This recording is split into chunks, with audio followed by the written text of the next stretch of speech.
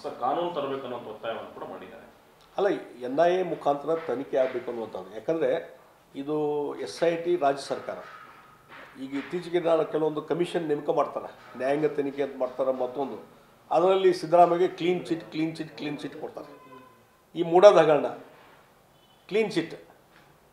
ಹಾಗಾದರೆ ಎಲ್ಲರೂ ನ್ಯಾಯಾಲಯದಲ್ಲಿ ಎವಿಡೆನ್ಸ್ ಆಗಿ ಸಾಕ್ಷಿಪೂರ್ವವಾಗಿ ಅಲ್ಲಿ ಕ್ಲೀನ್ ಚಿಟ್ ಕೊಟ್ಟಿದ್ರೆ ಬೇರೆ. ಈ ತಾವೇ ನೇಮಕ ಮಾಡಿದಂಥ ಒಂದು ಆಯೋಗ ಅವ್ರ ಕಡೆಯಿಂದ ಎನ್ಕ್ವೈರಿ ಮಾಡಿಸೋದು, ಕ್ಲೀನ್ ಚಿಟ್ ತೊಗೊಳ್ಳೋದು, ಇದು ಸಿದ್ದರಾಮಯ್ಯನವರ ಒಂದು ಪ್ರವೃತ್ತಿಯಾಗಿದೆ. ಆ ಹಿನ್ನೆಲೆಯಲ್ಲಿ ಇವತ್ತು SIT it is under control of the Siddaramaiah state government. ಹೀಗಾಗಿ ಈಗ ಆಯ್ತಪ್ಪ ಈಗ SIT ಈಗ SIT ಮಾಡಿದ್ರಲ್ಲ ಸ್ಟೇಟ್ ಗೌರ್ಮೆಂಟ್ದವರು. ಮಾಡಿದ ಮೇಲೆ ಇಲ್ಲಿವರೆಗೆ ಈಗ ಯಾರು ದೂರದಾರ ಇದ್ದಾರಲ್ಲ, ದೂರದಾರ ಮೇಲೆ ಎನ್ಕ್ವೈರಿ ಸ್ಟಾರ್ಟ್ ಆಗಿದೆ. ಅವ್ನು ಯಾರೂ ಅರೆಸ್ಟ್ ಮಾಡಿಲ್ಲ. ಹಂಗೆ ಅರೆಸ್ಟ್ ಯಾಕೆ ಮಾಡಿಲ್ಲಪ್ಪ? ಮಾಡಬೇಕಾಗಿತ್ತಲ್ಲ. ಈಗ ಇವ್ರದ್ದು ಇಲ್ಲೇನಾದರೂ ಸಾಕ್ಷ್ಯಪೂರ್ವ ಸಿಕ್ಕಿದ್ರೆ ಇನ್ನು ಯಾರನ್ನ ಅರೆಸ್ಟ್ ಮಾಡಿಬಿಟ್ಟಿದ್ರು ಅವರು. ಮತ್ತು ಇದೆಲ್ಲ ತನಿಖೆ ನಡೆಯೋಕ್ಕೆ ಮುಂಚೆ, ಆ SIT ಆಗೋಕ್ಕಿಂತ ಮುಂಚೆ SIT ನಡೆಯುವಾಗ ಧರ್ಮಸ್ಥಳದ ಬಗ್ಗೆ, ಆ ಪವಿತ್ರ ಕ್ಷೇತ್ರದ ಬಗ್ಗೆ, ಹೆಗ್ಗಡೆಯವರ ಬಗ್ಗೆ ಏನೊಂದು ಅಪಪ್ರಚಾರ ನಡೀತಲ್ಲ, ಇದಕ್ಕೆ ಕಡಿವಾಣ ಹಾಕುವಂಥ ಕೆಲಸ ಏನಾರು ಮಾಡಿದ್ರು ನೀವು? ಇಲ್ಲ.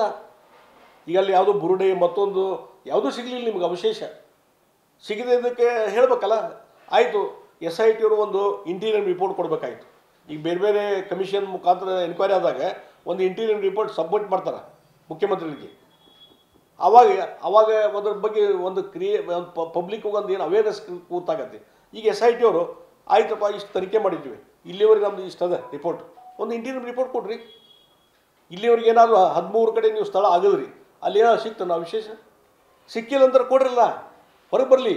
ನಾವು ಹೊರಗಡೆ ಮಾಧ್ಯಮದ ಮುಖಾಂತರ, ಪತ್ರಿಕೆಗಳ ಮುಖಾಂತರ ನಾವು ತಿಳ್ಕೊತಾ ಇದ್ದೇವೆ ಜನರು ಏನಂದರೆ ಇಲ್ಲಿ 13 ಕಡೆ ಆಗಿದ್ರು ಏನೂ ಸಿಗಲಿಲ್ಲ. ಅದು ರಿಪೋರ್ಟ್ ಬರಬೇಕಲ್ಲ, ಇಂಟೀರಿಯರ್ ರಿಪೋರ್ಟ್. ಹಾಗಾದ್ರೆ ಈ ಒಂದು ಕಡೆ ಅಪಪ್ರಚಾರ ಕಂಟಿನ್ಯೂ ಆಗೋದು.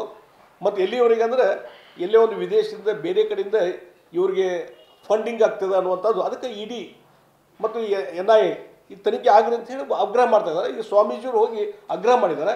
ನಿಜಾಂಶ ಯಾಕಂದರೆ ನನಗನ್ನಿಸ್ತದೆ ಇದೆಲ್ಲ SIT ತನಿಖೆ ಎಲ್ಲ ಮುಗಿದ ಮೇಲೂ ಸದ್ಯಕ್ಕೆ ಅಲ್ಲಿ ಧರ್ಮಸ್ಥಳದಲ್ಲಿ ಯಾವುದೇ ಅನ್ಯಾಚಾರ ಆಗಿಲ್ಲ ಅನ್ನುವಂಥದ್ದು ಬಂದ ಮೇಲೆ, ಹೆಗ್ಡೆಯವ್ರದ್ದು ಇದರಲ್ಲಿ ಏನೂ ತಪ್ಪಿಲ್ಲ, ಮತ್ತೊಂದು ಏನೂ ಇಲ್ಲ ಅಂತ ಅಂದಾಗೂ ಆ ರಿಪೋರ್ಟ್ ಹೊರಗೆ ಬರಲಿಕ್ಕಿಲ್ಲ ಈ ಸಿದ್ದರಾಮಯ್ಯ ಗೌರ್ಮೆಂಟ್ದಲ್ಲಿ. ಅದಕ್ಕಾಗಿ NIA ತನಿಖೆ ಆಗಬೇಕು ಅನ್ನುವಂಥ ಒತ್ತಾಯ ನಡೀತಾ ಇದೆ. ಅದು ಆಗಲೇಬೇಕು ಅನ್ನುವಂಥ ಒತ್ತಾಯವನ್ನು ಸಹಿತ ನಾನು ಮಾಡ್ತಾಯಿದ್ದೆ.